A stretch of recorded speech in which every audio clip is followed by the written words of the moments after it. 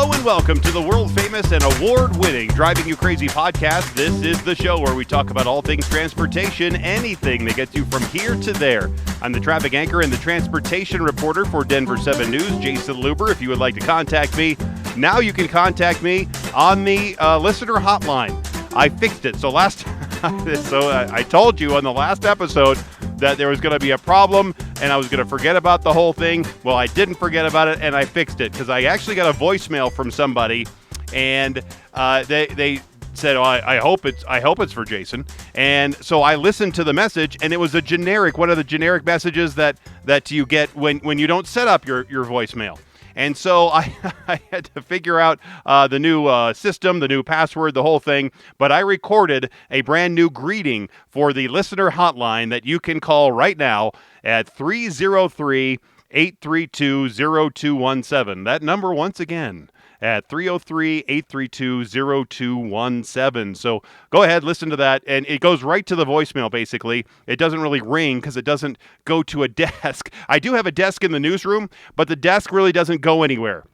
It's just sitting there empty. And I have this arm, like this arm that would hold a computer monitor on there. And I don't have even a computer monitor at my desk. And the phone is not even plugged in. Actually, I I printed out a picture like what you would see on a Windows computer if there was a monitor. And I cut that out and I stuck it on that on that arm. So it looks like there'd be a monitor, kind of, just with a piece of paper. And my phone is still sitting there, not even plugged into the wall. There's a phone and then there's a cord, but they're not even put together. So that's why it goes straight to the voicemail.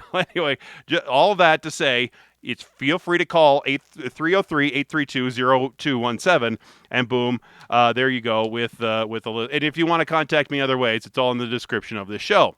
Well, remember the hyperloop? Yeah, the vacuum tube where pods would be able to travel inside at hundreds of miles an hour. Recently, the company Swisspod Technologies showed off to the governor of Colorado the largest hyperloop test track in the entire world, which happens to be on the grounds of the former Pueblo Army Depot in southeastern Colorado. And since it's been a couple of years since we've talked about where the technology is, how it's progressing, I thought this was the perfect opportunity to find out where it is and how it's going. Joining me now is the CEO and the founder of Swisspod Technologies, Denis Tudor, to talk all things Hyperloop. Denis, thanks so much for being here on the world-famous Driving You Crazy podcast. Thank you so much for having me, Jason. Great to be here and great to be in Colorado. I think it's a great place. So yeah, it definitely is. And I usually ask, and I'm talking to you right now from Switzerland. And I say this is the world famous because I've talked to people from all over the world all the time, and several times for people there in Europe. And so, and whenever I have somebody on from a different country like that, I always ask them about what it's like to drive in those different places compared to what it's like in the United States. So how is the driving conditions there in Switzerland? Well, people they don't really have in their culture to drive here in Switzerland. People are using more the public transport. US in general, there's a big culture about cars, having a personal car.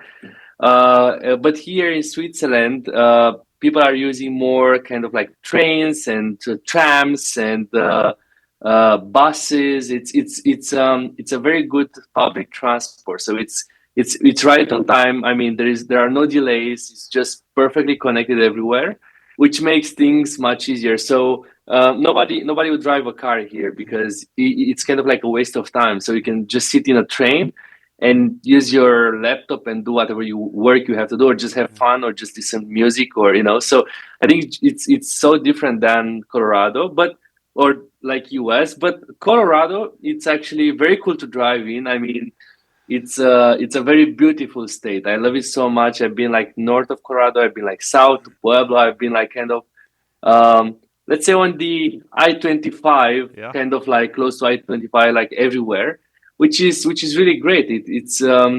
I love skiing in Colorado. I think it's as in Switzerland. So actually, it's very good. Yeah. Yeah. Good. Yeah. So do you own a car?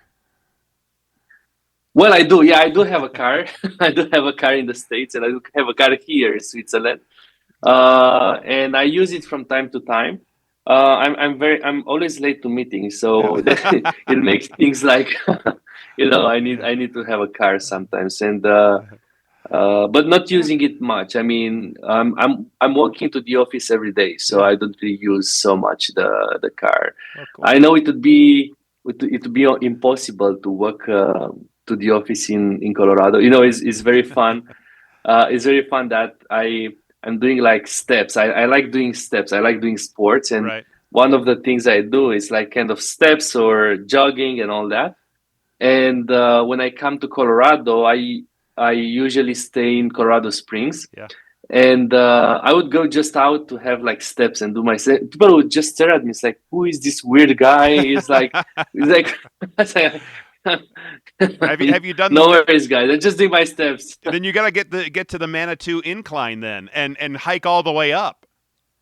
I want to do that next time. So I'll do the incline next time when I come to Colorado. It's I heard this, like people are saying like, well, it's difficult, it's breathtaking in a way. It's like you're getting tired and all that, especially because of the altitude Yep. and the lack of oxygen. But I mean, I'll try that out. I've been like swimming in cold lakes and all that, so I like doing edgy things. So yeah. And I know you like you said you like to do different sports activities, and I know that you play tennis, and I know this venture into the hyperloop has brought you together with some of the world's most interesting people.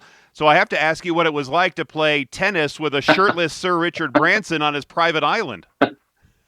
Well, that was very cool. So we had the panel about the future of transportation, and like there were like some people and some of his friends that wanted to play tennis, and like very randomly, and he didn't know I was a tennis player.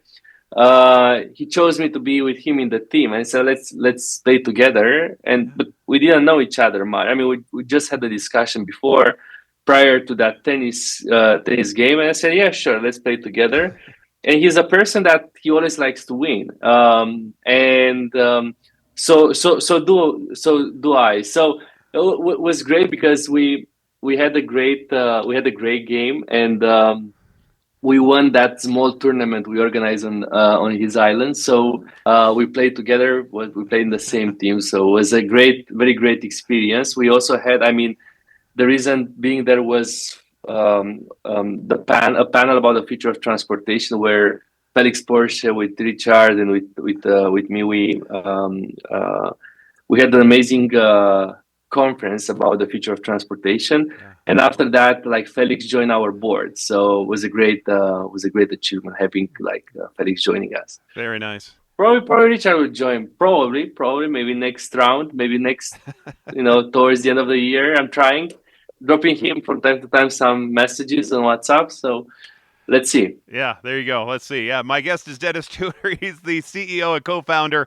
of Swisspod Technologies. When you were at the Swiss Federal Institute of Technology earning your electrical engineering degree, is that when you really became interested in working in the Hyperloop? Did it start earlier than that? Maybe you were at a drive-through bank where they have that vacuum tube where you're putting your deposits in there and it goes up and it goes to the teller who's over there. I don't know if they have that in Switzerland, but they have it here at the bank. So maybe that was your idea. How did you become interested in Hyperloop? Was earlier than that. It was actually earlier than that. It's everything started like 10 years ago in 2015. It was an interesting adventure. Elon launched a competition at SpaceX in 2015, and he said, "I'm going to build a tube in LA. So who wants to come and join and test? Like the future of transportation here is kind of like more than welcome." But there were so many teams that they wanted to build something. They're like 10,000. So he decided to organize a contest out of that. So there are 10,000 teams that participated to that contest. And one of my best friends in the United States, in California, Richard, he said, he commented on one of his Reddits, like, he said, like, "Hey guys, who wants to create a ready-based team?" And I was one of the people like joining the team over there. and we qualified for the final of the competition in Texas. It was like in Texas A&M in College Station, and we met for the first time over there. We pitched our idea and we won the competition. We won one of the prizes back in January 2016. And after that, I moved to the States where we built this vehicle that we designed. And January 2017, we tested the vehicle at SpaceX in LA. And Elon awarded us with the Innovation Award back then. So it was a great achievement for us to get like that award. And then I came to Switzerland. And I created a new team that won again the competition. That was like super exciting. And I did a PhD in hyperloop right here. And we tested like a reduced scale model here in Switzerland, and now we move it back to the States. We move it back to Colorado, where we're currently building the full scale tester. So I started like in 2015, all done in my life, it's related to Hyperloop. I've never worked in something else. Actually, my first job was a bellboy in a hotel. So I was a bellboy and then I was a Hyperloop guy. So I've never done anything else than that. But we started with a curiosity, a competition. Then it was an academic exercise. Then it was science. And then now it's a business. So it's I kind of like passed all these stages along these years. It was like a lot of like hard work. So but it's all started from probably like my personality of always being curious about things, and I always like to. I love the competition. I'm kind of a competitive person, and I think that was the right place to prove like how competitive I am. So yeah, and it seems like Elon has pulled back a bit on his Hyperloop efforts and is leaving the push really to folks like you. But I was reading a scientific website. It's called Think Big or BigThink.com. And they published an article called Elon Musk's Hyperloop is possible, but how badly do we want it? It seems like your answer, after seeing what you have been doing down in Pueblo and there in Switzerland, is that you want it pretty bad. Yeah, pretty bad. Yeah. I think it brings a lot of advantages, and just commenting like the part of Elon regarding Hyperloop, he has never been actually involved in building Hyperloop. He just organized a competition, and then he built his company, like Boring Company, which they provide a service for tunneling and for boring for any kind of like applications where you need a tunnel. Hyperloop might be one of the examples. But he has never been involved into building a Hyperloop vehicle, and I think that's something he won't probably do. But he has an infrastructure-related company, boring tunnels, right? Yeah.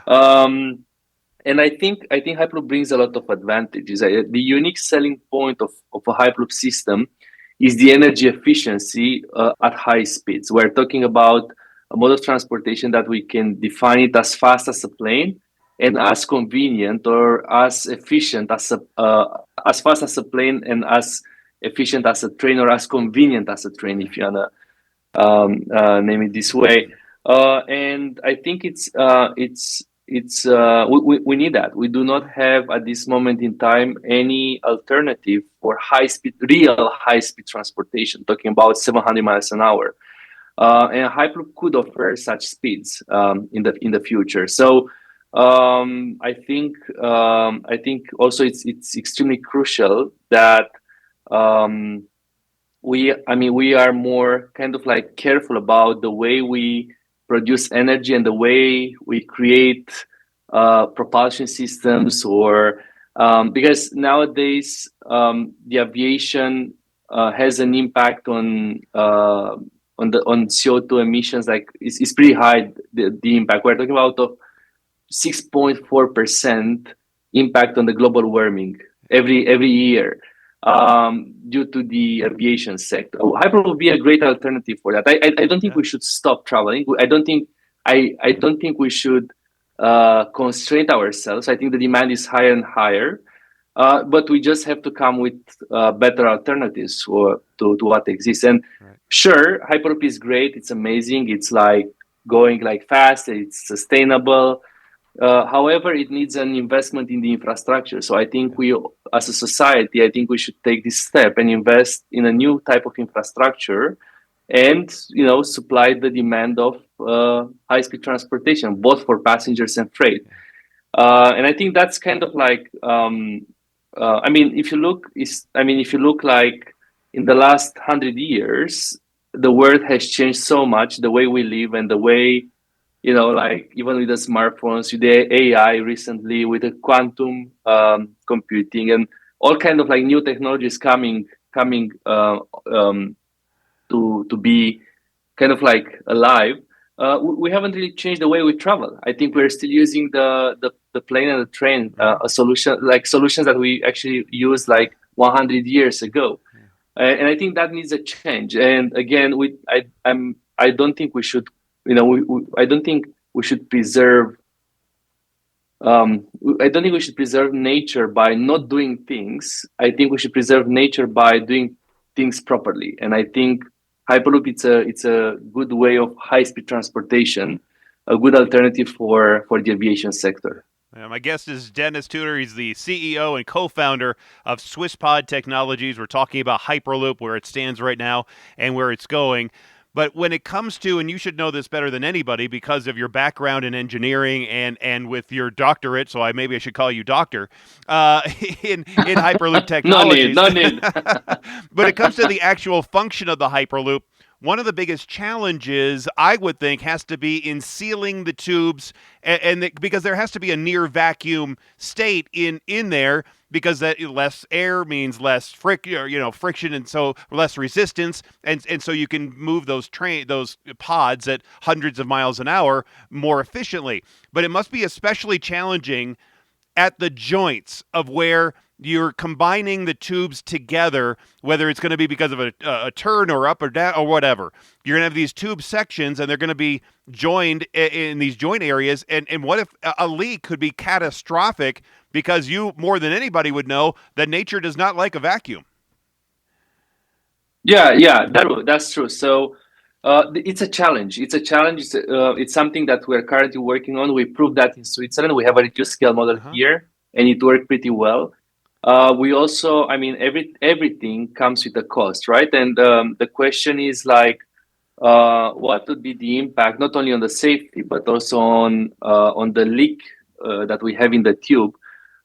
So, I mean, even with that leakage we have with the air that could be actually sucked back by the pumps, we could actually preserve like couple of millibars. We're talking about like 10 millibars, which is like 1% of the normal atmosphere. We could preserve it with a reasonable energy consumption. So we're talking about, if you want, still like both for vacuum and for having the vehicles running inside, we're talking 1/10 of the energy consumption of an airplane. So still, it's very reasonable, the cost of the energy consumption. Now, regarding safety, that's the biggest issue of Hyperloop. I think it's being exposed to the exterior with an environment which is, let's not equal with the general environment we have, with the pressure we have like around us.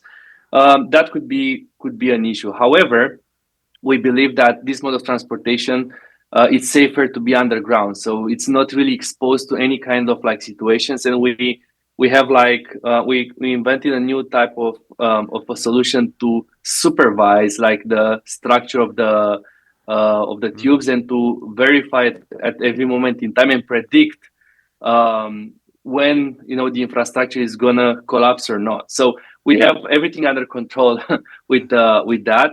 But I think one of the main issues would be to build a tube and to have a terrorism on the tube. That's something it's going to be very difficult to face. I think that's something that would create a very high influx of air inside of the vacuum tube, and that would create a lot of turbulences inside. So what we can do is just to react and to break the capsules and just have the capsule kind of blocked on the infrastructure. However, it's still unknown, the result of what's going to happen on that, and it's a very tough question. But the thing is, like, probably we should make sure there is not going to be any terrorism, and I think we should act on the cause of the problem, not on the effect of the problem, right? It's like, then I mean, if we're afraid of terrorism, we're not going to build anything, right? Yeah. So because there are a lot of evil people in the world, and you know, I mean, that means every section of the hyperloop tube are going to have, it's going to just going to have to be a lot of monitoring, both outside the tube and inside, because even a bird strike could be catastrophic, even if it's not intentional. Even an accidental, you know what it's like to have even a little BB hit something like that, and with the vacuum, with the lower pressure in there, it could explode. Actually, it's not that easy to destroy such a tube. I mean, we're currently building in Pueblo this kind of thick, made in steel tube, which is very difficult to move it and to do something. And it's a bulletproof like type of tube. However, I think the main issue should be terrorism. I think it should be something like we should somehow not let people get very close to the tube. I think it's the same thing if you think about like airports or about high-speed railway. So it's very critical to have that supervised in a very good way. Now, regarding joints, I think that's also a very good observation you had, Jason. I think at the joints, it's exactly where you don't have the continuity of the tubes, and you have to preserve that part very well. However, I think the issue that could happen over there, it's more related to the leaks, and to the alignment of the rail that could be actually maintained in time very well. So I would link more, let's say, the safety of the system more to the kind of like terrorism type of problems that could potentially appear. But I think we should educate the world not to have terrorism anymore. So I think that's that. I mean, we have to protect ourselves of that. So anyway, and I think we should just think in a way like building things and in the same time defending ourselves. So yeah. Yeah. Well, and one thing you know from being out here, one thing we have here in Eastern Colorado are wild temperature changes. I'm sure your team has already experienced the hot, and they're going to experience here this week, the very cold temperatures we can get here in the wintertime. But people react to temperature changes much differently than metal that metal does. So as you know, different metals also react to heat and cold differently. So how does that affect the construction of the tubes? You want something obviously strong and withstand the pressure changes inside and outside the tubes, but you also need to worry about insulation. And so maybe have you thought about having an inner tube and then an outer tube that insulates what's happening on the inner tube? Yeah, the thermal expansion is one of the issues of hyperloop, not only for this reason, but also regarding the alignment of the rail inside. Everything is kind of like moving, and having a misalignment of the track would actually create a problem on the maximum speed we can achieve inside. And that's something we took into account from the very beginning. So we had temperatures of 110 this summer in Pueblo, and now we have like crazy low temperatures, and the track is aligned, and the track is still in place and very well aligned. It's just because we use a type of the material, and we also use the design in such a way that the infrastructure doesn't move. So it's something that it hasn't been done before. We had that kind of mistakes in Switzerland where the track moved a lot, and we had to kind of like react to that. However, this track, it's very well positioned now on the foundations of it's quite strong. Yeah. I'll invite you to come. I think it's unbeatable to be there, and see it with your eyes. I think it's just great. But yeah, due to our design specifications and the way it's been manufactured, we managed to not to have this problem. So yeah. Is that maybe one reason that you are looking to go underground, because you can control temperatures, external Well, temperatures better underground? It's my dream. It's my dream to be underground. Yeah, yeah, It makes it much easier. Not only that you're not exposed to like any kind of safety concerns, but in the same time, underground you have like constant conditions, constant humidity, constant temperatures. Right. Everything is constant. So designs and maintenance for such a construction would be much easier than on the ground, because the spectrum of temperature is very high. Especially like in a state like Colorado, where you have again 110 during summer, and you have like temperatures with minus during winter time. So it's like crazy cold. So going underground would be amazing, and it would be amazing to team up with Elon. I think it would be a great idea to team up with his company on boring. So yeah. But I'm sure what Elon is probably would tell you, if you got to sit down with him and look at some of his data as he's boring through different areas of the country, we have a large area here with pretty hard rocks, and then you go out to the eastern areas, eastern Colorado, it's different soils. Same thing in the middle part of the country. So let's say you're trying to connect Kansas City with Denver, or Chicago with St. Louis. You're going to find, as you go underground, so many different types of soils and rocks and movements of the earth, that it could be, in that way, almost more challenging than just building it above ground. That's true.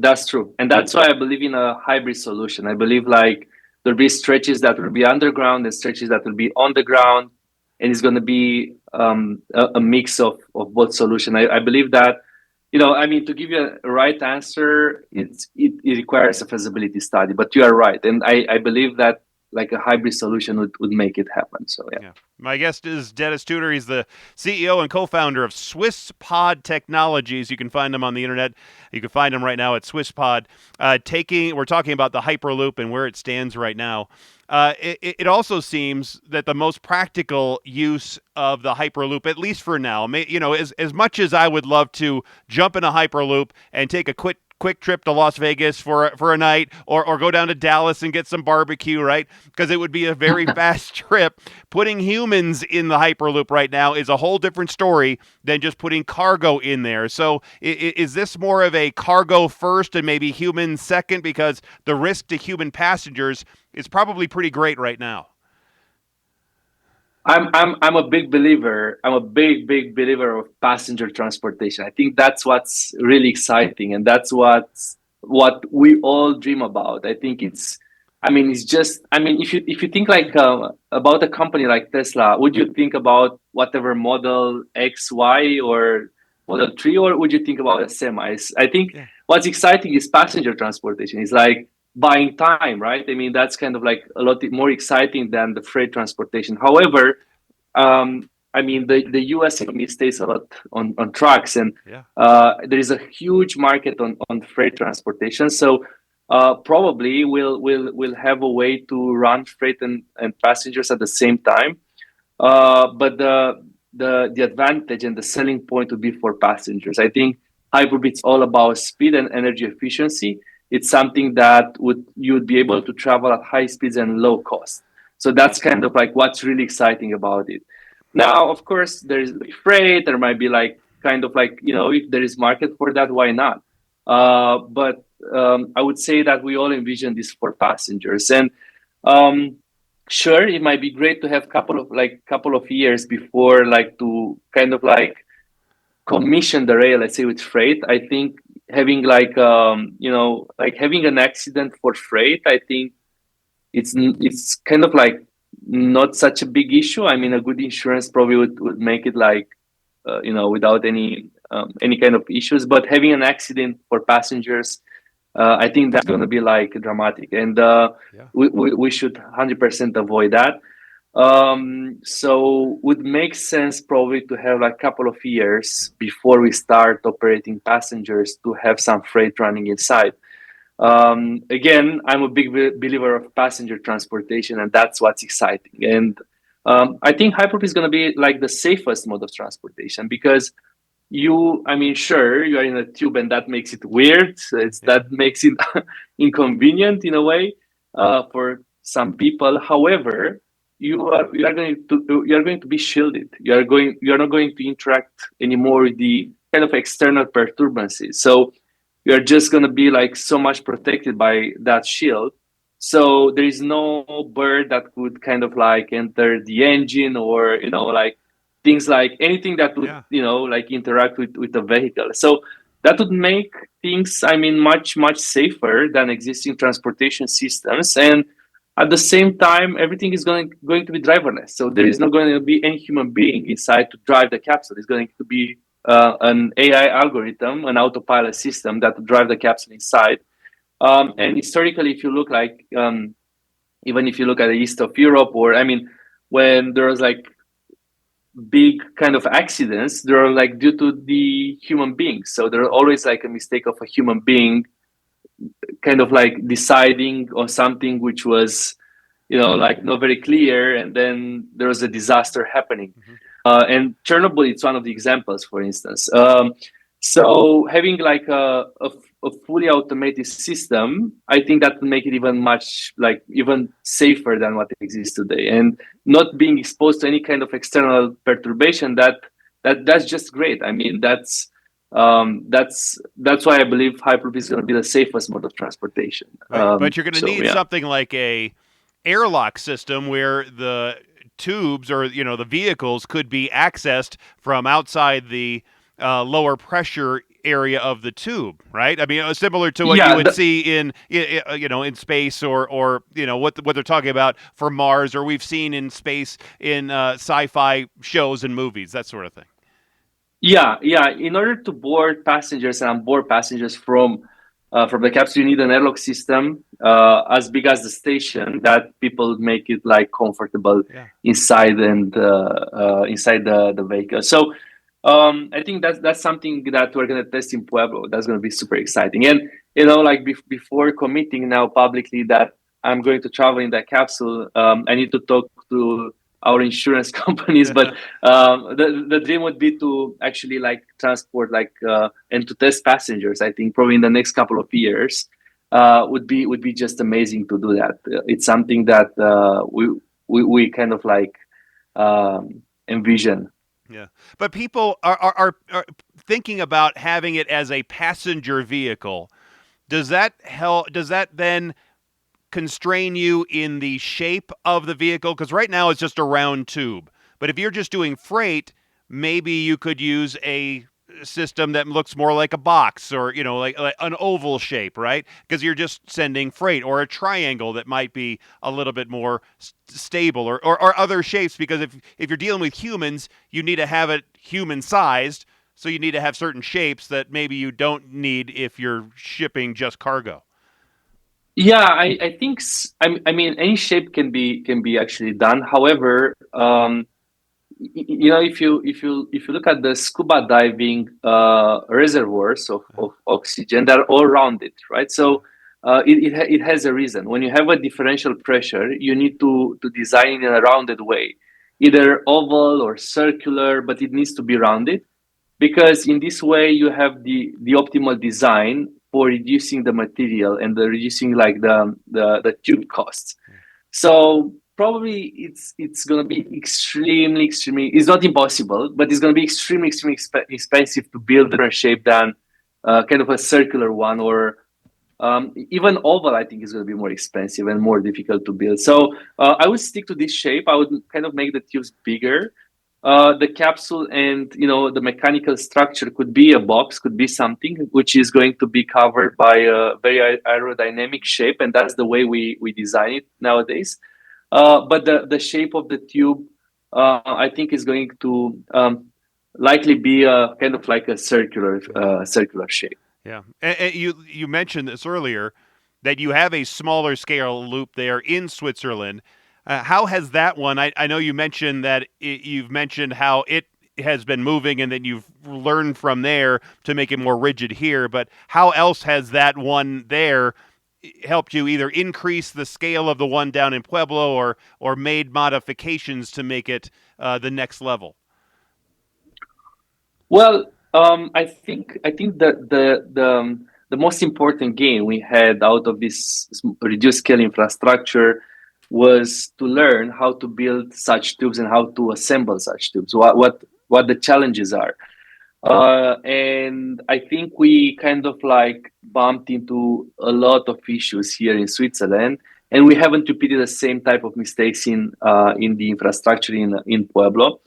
And the costs we have today in like to build a fully build 100 meters of tubes, which means like 300 feet of tubes. The cost is just like 700,000 US dollars. That's the cost. Wow. And that's the cost because we managed to avoid the mistakes we did here in Switzerland.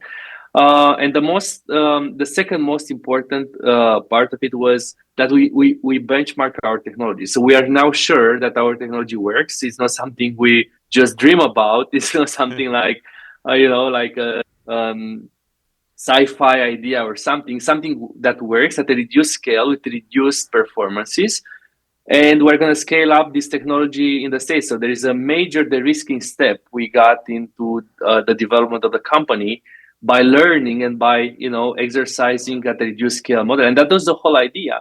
I think it's stupid to go to build from the beginning a full scale capsule or a full scale tube, because it's like, are you sure it's going to work? I mean, Yeah. who's going to pay for that? So I think that's kind of like the most important part of it. We just benchmark our technology. We just benchmark the performances of the system. We tested our autopilot system here in Switzerland. We saw what it means to make vacuum, and now we were just like scaling up, and we're making it full scale in Colorado, which is quite exciting. So Yeah. yeah. Yeah. And this is going to be a business venture where I would imagine that you want to make a profit, right? I mean, there's going to be constant maintenance with this system, and you're going to have to keep all the tubes safe, as we talked about, and you're going to have all kinds of other maybe issues that creep up, and the building costs. Would all of these issues prevent the system from ever being really cost effective from me, the user who wants to get in the tube and like I said, maybe go to Dallas for some barbecue, or for that shipping company to, instead of putting their products on a truck that goes from New York to Philadelphia, to put it in your tube? Well, I mean, we are talking about cost of like 11 million per mile. I mean, that's the cost we're talking about. Of Yeah. course, we are wrong. So this estimate is wrong. I can tell you already it's wrong. Even though we pay this in Colorado, and that's the cost we face today, is going to be wrong because of the safety and all that. So even if we are like 2 times wrong with our estimates, or 2.5 times, we're talking about a 25 million per mile transportation system that could go at very high speeds.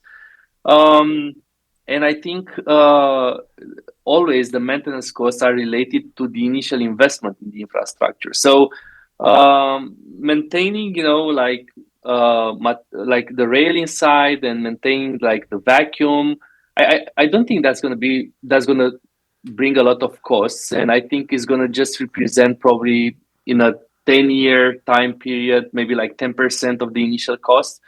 So we I don't think it's going to be such a high kind of like maintenance, especially because of our unique technology. So what we did to reduce both the capex and the opex of the infrastructure is to move the whole propulsion, levitation, and stability system from the infrastructure to the capsule itself. So we are building fully self-contained vehicles. So the complexity of our system doesn't stay in the infrastructure. So there is not much to be maintained in the infrastructure. So the maintenance is going to be more on the cap side, which is going to be fully automated. Um, so I'm giving you like two parallels here. So like the main reason that the high-speed railway in the US, or the maglev system, didn't take off was the cost. Yeah. And I think was a lot of like, I mean, we all know the story about the California high-speed railway, right? Yep. So it's I mean, that's kind of like what it means to build like a high-speed railway system. You need to build also the electrification. You need to like power plants and all that. So you need to secure a grid for that. So what we did actually was that the whole propulsion and the whole electromagnets of the system stays on the vehicle itself, and not along the whole trajectory. So we are not, I mean, if you have 1,000 miles of tubes, you have to maintain 1,000 miles of magnets, which is incredibly expensive, or 1,000 miles of electricity grids and all that catenary, and I think that's extremely expensive. And what we did is just have in a way, I mean, let's call it a dumb infrastructure. So our infrastructure is quite dumb. It's in a way like there's nothing. There are like only 3 rails inside and no electrification. Basically, we don't kind of need any type of maintenance on the infrastructure, rather than just making sure there are not so many leaks. Yeah. I think that's kind of the only thing we need to worry about. So it's basically, thanks to our technology, I mean, this is going to the cost and the OpEx of an infrastructure is going to be dramatically reduced. Yeah. So it's, I mean, I know there was an estimate on the California high-speed railway that was like 6-7 times higher than our estimates regarding hyperloop. And the performances of such a system, I mean, we're talking about speeds of 700 miles an hour, consumption of a train. So it's just like a no-brainer. I think it's like just great. Yeah, it's that I can picture that now, where you do have all that infrastructure on the vehicle and not in the tube, because like you said, that does reduce the cost. But is this an idea that might be ahead of its time, where we are right now? So, I mean, is this an idea that would be a lot easier to do in 50 years from now? Time will prove it, Jason. So, I mean, what can I say? I don't think so, though. I think it's a clear need of, there's an exponential increase on the demand of high speed, on the aviation, the high speed transportation. So there is a huge market for that. I think it's going to happen. Probably it's not going to happen in, I don't want to promise here a transportation system, but I mean, in the next 2 years or something like that. I don't think it's going to fly a hyperloop system in the next 2 years, but why not to have kind of a target of 2035, 2040? Our business model is actually using existing infrastructures initially with our vehicles, so we can transport high speed in open air. But then it's to build like hyperloop infrastructures for hyperloop purposes. And that's kind of a timeline of 10, 15 years. It's a bit of if you think about of a SpaceX type of company, where sure we all want to go to Mars, but probably it's not going to happen very soon. Yeah. So we have a different business model of providing like internet services, or very similar to that model. Yeah, but Elon has talked about this with his SpaceX program, is that a lot of the issues that he's had with getting it literally off the ground is the regulations that he has to deal with all of the federal government agencies here in the United States. Obviously, it would be different in different countries. So that has to be an uphill climb for you guys too, to deal with all the different agencies that's going to want a piece of this and make sure I fully agree. Regulations are so tough. I fully agree, especially in the United States. I would kind of like estimate it's going to take us probably like 25 to 30 millions to develop the whole technology for Hyperloop. Let's say 50 million, but probably it's going to take us double just to comply with the regulations and standards and everything in the United States. And that's crazy. I mean, a company that it's using much more money for regulations than developing the technology, I think is just crazy. Yeah. It's just crazy. Does that make this then maybe more feasible for using the Hyperloop once it's proven technology, as you said, and you can actually build long sections of track? Is it more feasible then in Europe than it is in America? Is it more feasible in parts of Asia or even Africa, in other parts of the world? Well, I believe that United States is a country of builders, and I think if you look like at any kind of edgy companies, edgy techs, kind of exciting things are happening in the United States, and I think that gives you the answer. But we can also not ignore like markets like India. I mean, they're like 1.7, 1.8 billion or something like that. Like people, I mean, and they're all in they're all kind of they're all staying like in the big cities, so you kind of like have a dense population in the big cities, so that need to travel very fast from A to B. That's an amazing market, India, right? But I believe that the United States could do it. I think it's a country of builders, and everything that was like exciting in terms of the tech, it came from the United States. And I'll name you a couple of examples. Like we just talked about Tesla or SpaceX or Nvidia, or about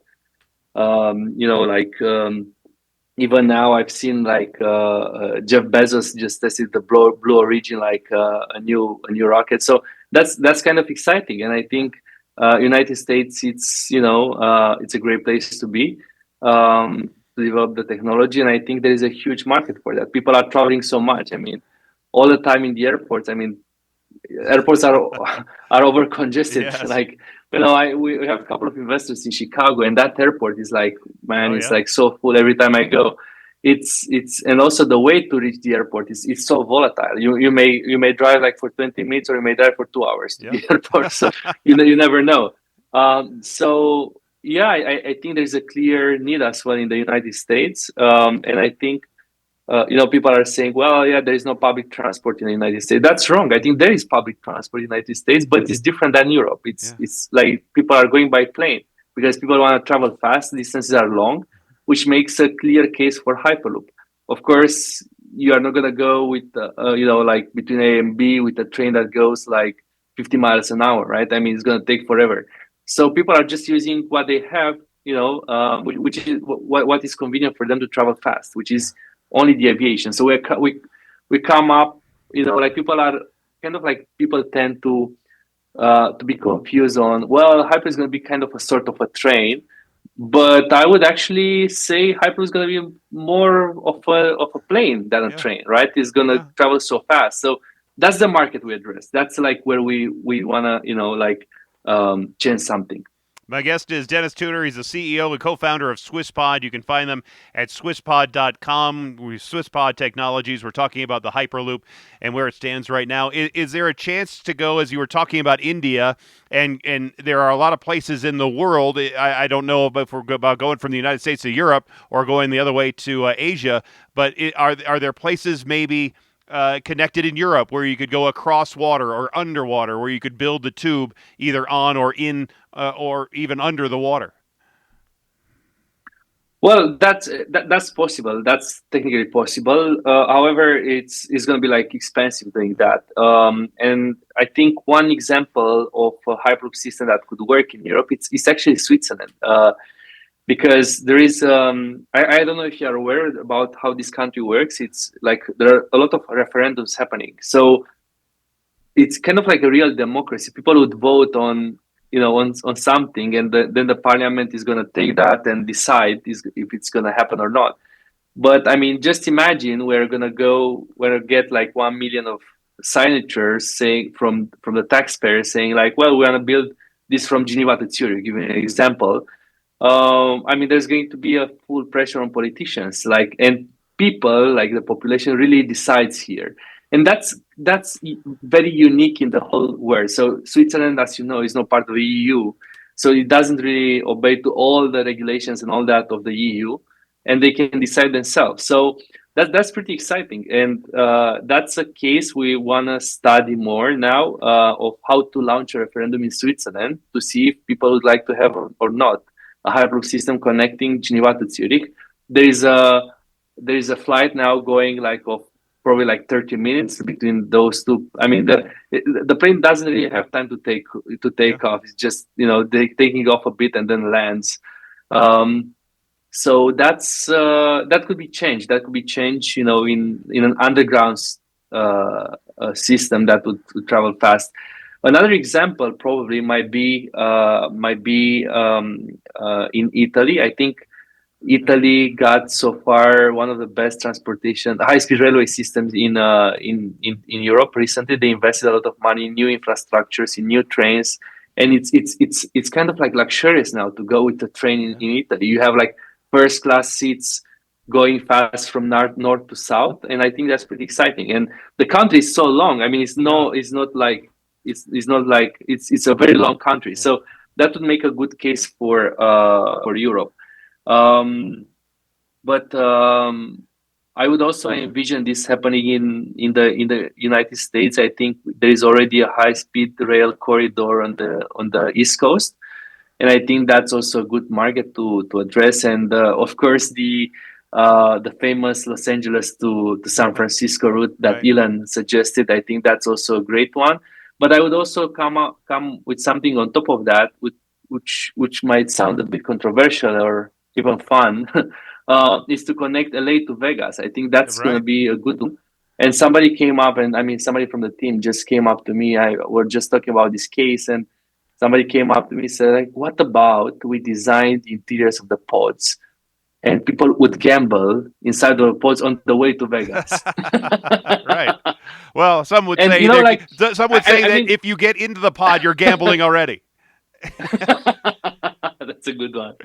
And I think casinos could, I mean, they have a lot of like margins on their returns, and it's I think it can be even privately funded by the casinos. I Yeah. think that could be an interesting model between LA and Vegas. Yeah. There are so many people now flying, and there is like it's not really worth to fly because you have all those like dead times in the airport. Mhm. But then it's such a long drive, so it's not really comfortable to go by car. So I think that's kind of a good case. I mean, I'm not going to talk you like connecting San Francisco to New York. I mean, that's Right. just Well, crazy, right? in But sections, in little sections, like you yeah, said. maybe in sections, Yeah. yeah, Because then you have a yeah. section that But goes from Las Vegas to Salt Lake City, and Salt Lake City to Phoenix, and then Phoenix to Albuquerque, and Albuquerque to Pueblo to Denver to you're going like that.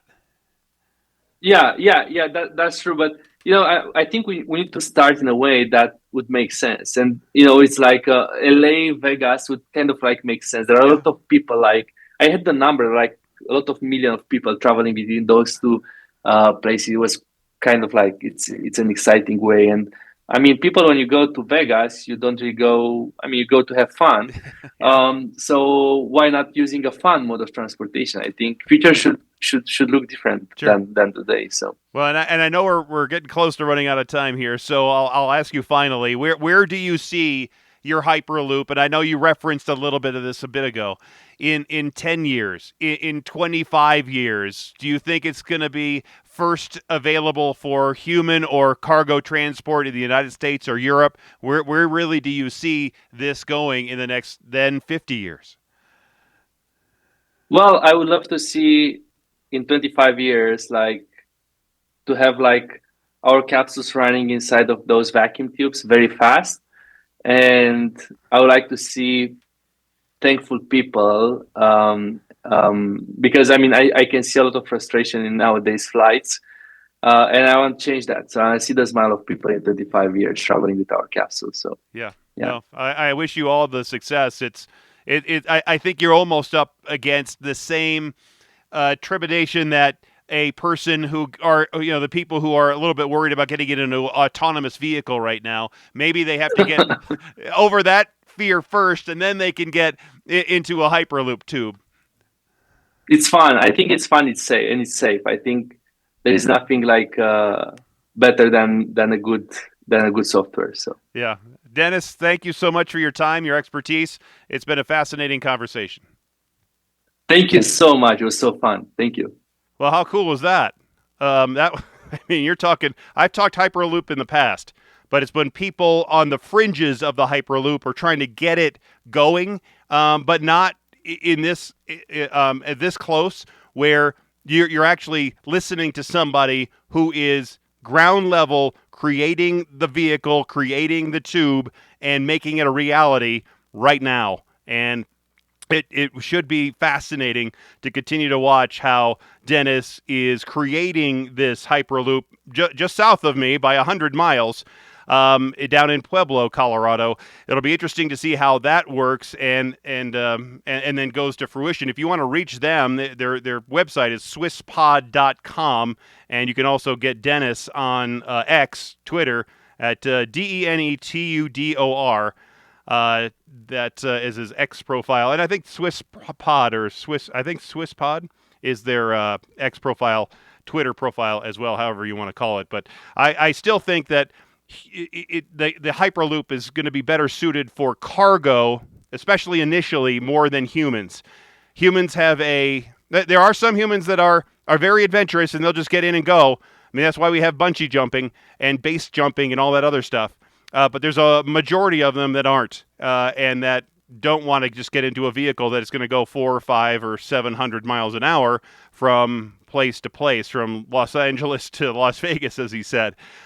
Yes, it would be great, because imagine going 700 miles and making that trip in, a half an hour, 45 minutes, when normally it takes several hours to drive there, or, an hour or so on the airplane. But if you can do it in, 15, 20, 25, 30 minutes, that's a game changer, obviously. And if you can ship cargo from point to point, that is also a game changer and changes the trucking industry tremendously.